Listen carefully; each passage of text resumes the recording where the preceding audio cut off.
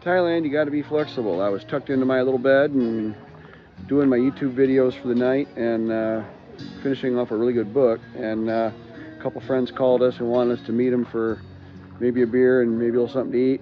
And it happened to be at one of my favorite restaurants. So I'm like, well, I'm on a diet and all that, but you know what the hell, we're in Thailand, so here we are. Hang on.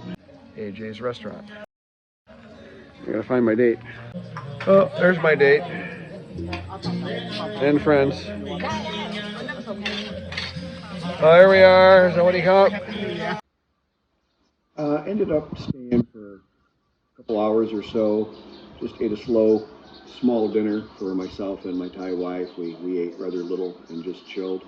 Had great conversations. The one guy there you saw for just a second table, that's Toddy. He speaks fairly good English, or pretty good English really. The other lady speaks very, very little. And she doesn't have a lot of experience with expats, so when I spoke, I would really work on my tones, hitting them just right. And she understood about 2/3 of what I said. But it was a lot of fun. We all were able to communicate just fine.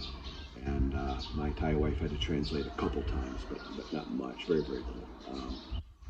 And I was included in the conversation probably, 50% of the time. With the other 50%, they wanted to talk about work. And at one point, my Thai wife asked for permission just to kind of go full bore on her Thai Korat, and they wanted to gossip. I think it was 2 different people in particular that was having some trouble with, and she just wanted to get something off her chest. And I said, that's fine.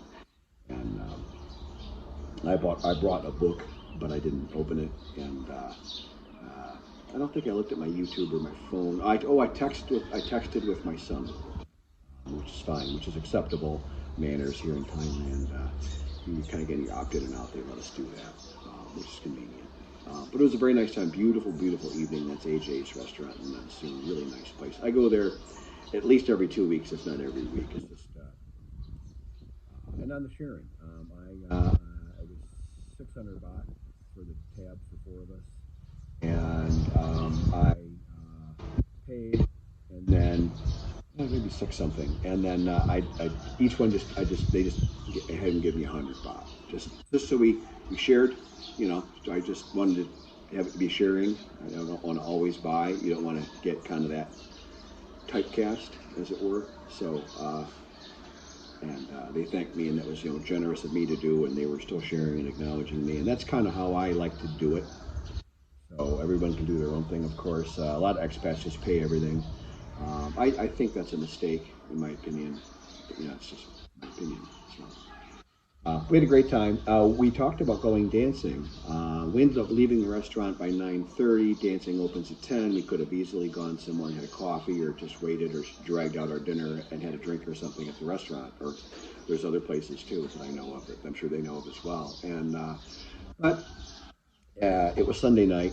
It was a really early morning this morning. We had to take my Thai wife and I had to take her mom to the hospital for some kind of blood test or something. I don't know. And then later I had to take the boy to the hospital just to check up on his obesity and see how he's doing.